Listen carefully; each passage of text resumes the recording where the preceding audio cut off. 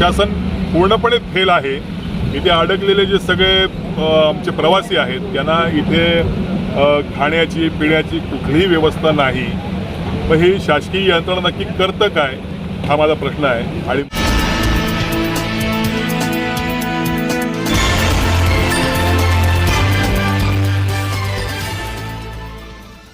आणि तो महामार्गावरती मोठी दरड कोसळलेली आहे।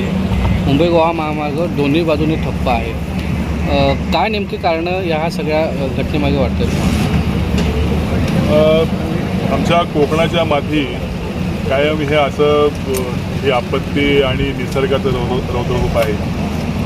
गेल्या अनेक वर्षापासून हा मुंबई गोवा महामार्ग याची कहाणी आपण 17 वर्ष ऐकली असाल। आज तो पूर्णत्वाकडे जात असताना अशा पद्धतीने निसर्गाचा प्रकोप होतो, परंतु सरकारी यंत्रणा जशी म्हणावी तशी कार्यरत नाही।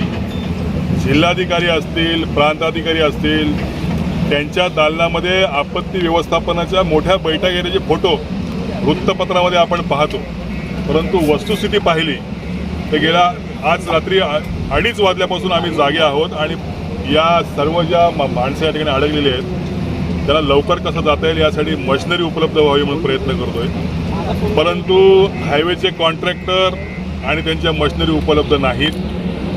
यांची डिझास्टर मॅनेजमेंट आपत्ती व्यवस्थापन ही देखील फेल आहे आणि म्हणून ही अवस्था आहे। खरं तर ती जी व्यवस्था ठिकठिकाणी डंपर आणि जर का पोकलनची व्यवस्था ठेवली असती तर मला वाटतं हा सगळा भाग 1-2-3 तासामध्ये मोकळा झाला असता।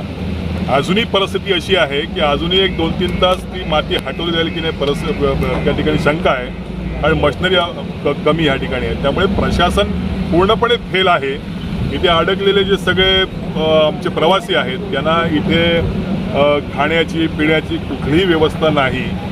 मग ही शासकीय यंत्रणा नक्की करतं काय हा माझा प्रश्न आहे। आणि म्हणून आज सेशन चालू आहे, अधिवेशन चालू आहे, त्या अधिवेशनामध्ये हा प्रश्न नक्की या ठिकाणी उमटवला जाईल।